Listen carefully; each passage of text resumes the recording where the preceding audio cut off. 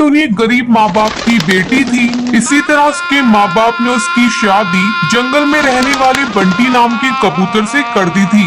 कुछ दिनों बाद टुनटुनी के ससुराल वालों से दहेज की डिमांड करने लगी। देख टुनटुनी, अब तू जाकर अपने मायके से कुछ पैसे लेकर आ ताकि मेरा बेटा कोई अच्छा बिजनेस कर सके। माँ जी, मेरे माँ बाप तो बहुत गरीब है, कहाँ से वो पैसे देंगे? मैं कुछ नहीं जानती। अगर तुझे इस घर में रहना है तो तू जाकर अपने मायके से पैसे लेकर आ।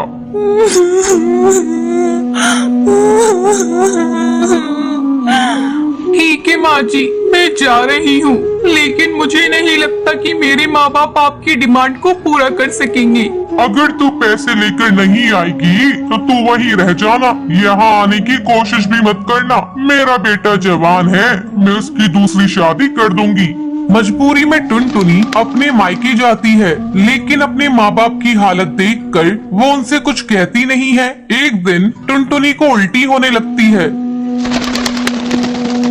क्या हुआ बेटा, तुझे उल्टियाँ क्यों हो रही हैं? बेटा, मुझे ऐसा लग रहा है जैसे तू माँ बनने वाली है। ये सुनकर टुनटुनी चिंतित हो जाती है और अगले ही दिन अपने ससुराल जाती है। आ बहुआ, ये ले मिठाई खा। तेरी माँ ने पैसे दिए हैं ना, मैं कल ही बंटी का नया बिजनेस शुरू करवा दूंगी।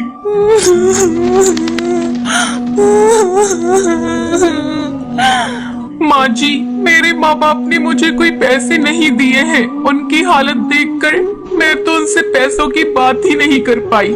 तू यहाँ क्यों खड़ी है? चल निकल मेरे घर से। अब मैं अपनी बेटी की दूसरी शादी किसी पैसे वाली चुड़िया के घर में करूंगी। ऐसा कहकर टुनटुनी की सास बबली कबूतरी उसे धक्के मारकर घर से बाहर निकाल देती है। टुनटुनी रोती रोती अपने मायके जाती है और समय आने पर एक नन्ही चिड़िया को जन्म देती है। टुनटुनी दूसरों के घरों में झाड़ू पोछा करके अपनी बच्ची को पालने लगती है। ऐसे ही कई साल गुजर जाते हैं। एक दिन जब टुनटुनी की बेटी भूरी स्कूल से घर आती है। माँ, ये देखो मेरे जूते फट चुके हैं। मेरी सहेलियाँ मेरा मजाक उड़ाती हैं। मुझे नए जूते ला कर दो, तभी मैं स्कूल जाऊंगी।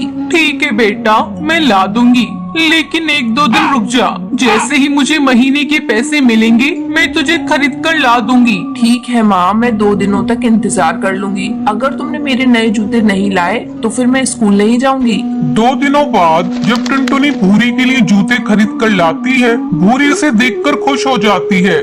माँ, ये जूते तो बहुत सुंदर है। मैं अभी अपनी सहेली को दिखा कर आती हूँ। इसी तरह समय गुजरने लगता है। भूरी अब बड़ी हो जाती है। टुनटुनी को भूरी की शादी की चिंता सताने लगती है। अब भूरी शादी के लायक हो गई है। मुझे कोई अच्छा चिड़ा देखकर उसकी शादी कर देनी होगी। ऐसे में एक दिन भूरी टुनटुनी के पास आकर उसे बताती है। माँ, मैं नदी पार जंगल में काम करने वाली एक कालू कौवे से प्यार करती हूँ। तुम कहो तो मैं उसे लाकर तुमसे मिलवा दूँ। ठीक है बेटा, तुम्हारी जैसी मर्जी। अगर तू उस कौवे के साथ खुश है तो मैं भी खुश हूँ।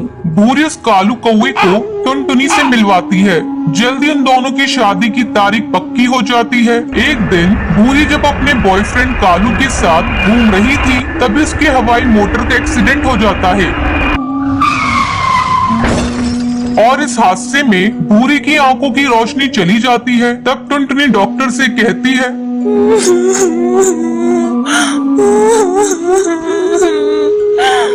डॉक्टर, अब मेरी आंखें मेरी बेटी को लगा दीजिए। मैंने तो बहुत दुनिया देख ली, लेकिन मैं अपनी बेटी को अंधा होता हुआ नहीं देख सकती। टुनटुनी अपनी दोनों आंखें अपनी बेटी को दे देती है। कुछ दिनों बाद जब भूरी ठीक हो जाती है। माँ, तुमने मेरे लिए अपनी आंखों का बलिदान दे दिया। अब मैं तुम्हें अकेला रहने नहीं दूंगी। तुम्हें मैं अपने साथ अपने घर ले जाऊंगी। भूरी की शादी पूरी रीति रिवाज से हो जाती है और वो अपनी माँ को अपने ससुराल ले जाती है। फिर सभी खुशी खुशी रहने लगते हैं।